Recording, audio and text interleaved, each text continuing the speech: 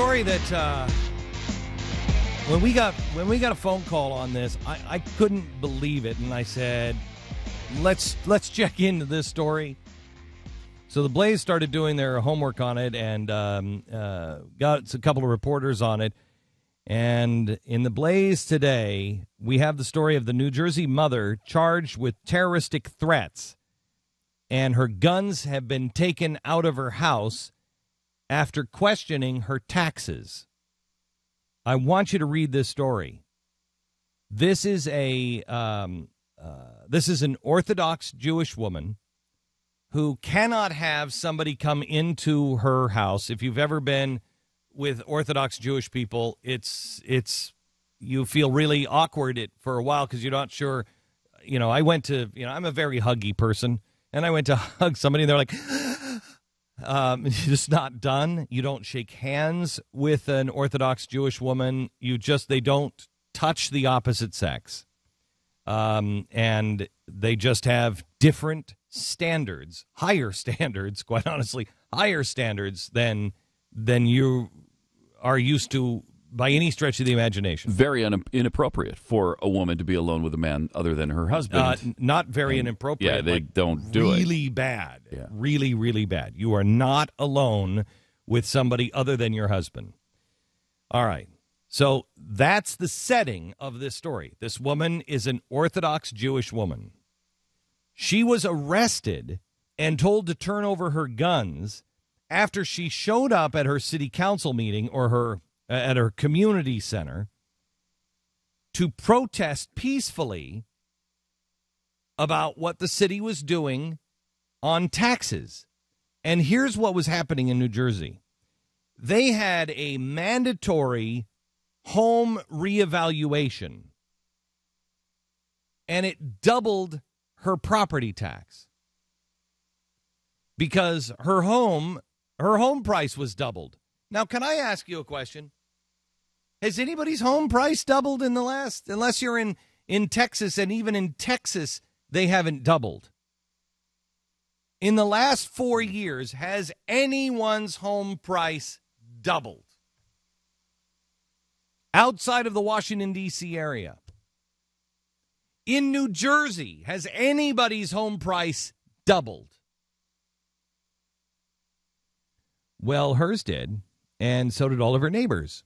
And this was really neat because it was just a mandatory home reevaluation, and it was just spontaneous. It was just like, you know what, we have nothing going on now that we're, underwater or anything. We're just going to reevaluate everybody's homes. Mandatory. So she objected on multiple grounds. One of which she said, as an American citizen, I kind of object to the arbitrary reappraisal. I'm not planning on selling my home. I haven't renovated my kitchen in 30 years. I'm kind of against this just spontaneous spur of the moment. What the heck? Let's reevaluate the homes. A lot of outdated kitchens double in value, though. Especially lately. You know what? You know what's really hot really in the do. market right now?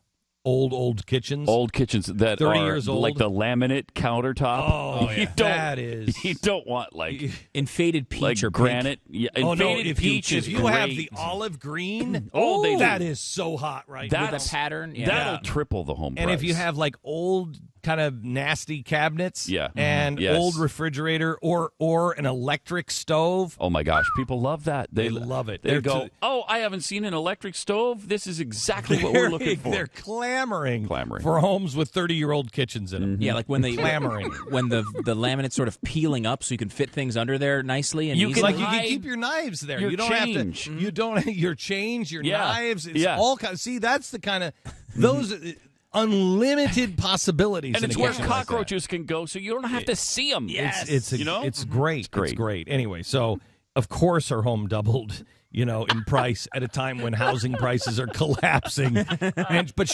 who knew? I didn't know when I first started reading this. Well, yeah, a when you find out 30-year-old kitchen. It's a 30-year-old kitchen, then you know. So she objects as an American citizen. But she also said, I can't let inspectors into my home. And she said, because you'll have to make an appointment when my husband is home because I can't let you into my home. And so what right does the state have to just guess at what's inside of my... Well, I think she's got a very nice kitchen in there. They just guessed at what her home was like on the inside. It turned out they were right, but... Well, yeah, I mean, it was they didn't a 30-year-old know that. kitchen. And, Yeah. some might disagree that would double your... Anyway, she said, how could you assume that the value of my house has doubled when there is no housing market? There's no GDP growth. How are you assuming my house has doubled in price? Well, the people that represent the city and are doing the appraising said that she said that they started freaking out. Now, she says in this, and this is all witnessed, that in this meeting, she was told to sit down and shut up. And they were there to enforce the law. She said, what is your title? The title of this individual was tax assessor. She said, show me your badge, because I don't think you're a law enforcement officer. I think you're a tax assessor. Well, then they started talking down to her like she was a 2-year-old, and she was told to be quiet. And she said, I have a right to speak out against this. This is a public place. My tax dollars pay your salary. And the tax assessor said, I don't work for you. Well, then who does the tax assessor work for, if not the people of the town? Who does that person work for? At that point, Appraisals Systems Incorporated representative started advancing towards her and about to grab her arm. She's an Orthodox Jew, and she says, don't touch me. Well, then they left. Now, she's in the parking lot. She's walking in the parking lot, and she's home. And the guy who was aggressive towards her, the one who was part of the, part of the team, I guess, that came out to her house, he hunts her down in the parking lot. Now, she says that he starts screaming at her. He runs after us in the parking lot like a banshee. His face was purple. He was disheveled. He started to take down my license plate and then ran off. When he got to the doors of the building, he turned and screamed at her and her husband, let's see if you can pay your taxes now. He says none of that happened. He says instead, he was just minding his own business, and he went out, and she threatened to go get a gun and come kill them all. Well, that's what Orthodox Jews do, usually, you know. I've talked to some Palestinians. They know. When she gets home, there are police cars surrounding her house. And the officers say, we got to come in for questioning. And she says, do you have a warrant for my arrest? What am I being arrested for? Well, she was not allowed to drive behind with her husband. She was forced to ride in the police vehicle. Apparently, this guy told the police that she was yelling and screaming and threatened to return to the meeting with a gun. She told the Blaze, I did not use one curse word. I didn't use the word gun. I didn't swear. None of it. I aired my grievances at a public place to tell the government I did not agree with what they were doing to me or anyone else. The police handcuffed her to a chair when she got to the police department and charged her with terroristic threats. She said, I have a 7-year-old daughter. I homeschool her.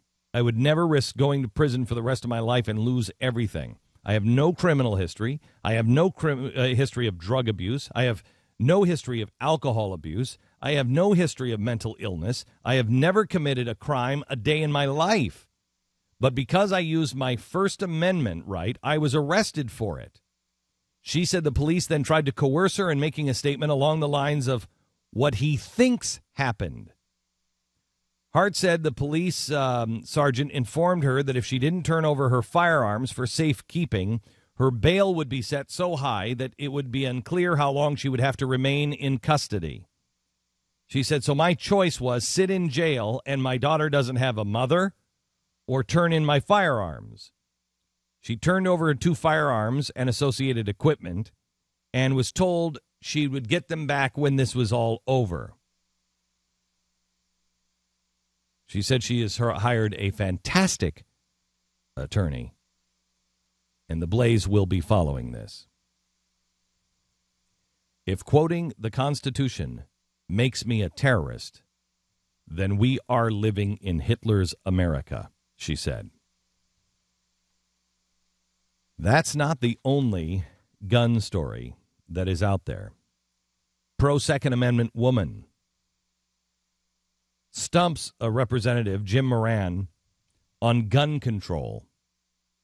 Here's what she said, and then she was escorted out because she said, I want an answer. He wouldn't answer, and she was escorted out. Listen. But why aren't you pro-choice when it comes to self-defense for women? So our first question is, why aren't you pro-choice when it comes to self-defense for women? Yeah, you're pro-choice on abortion, but why aren't you pro-choice on my self-defense? Tell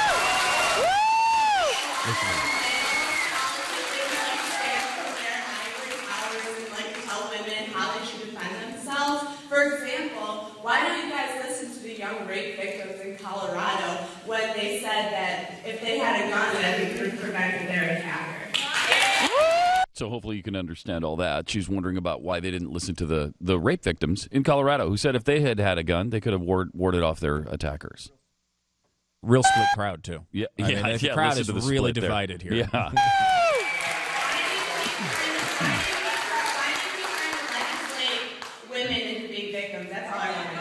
And why are you legislating women to be victims? That's all I want to know.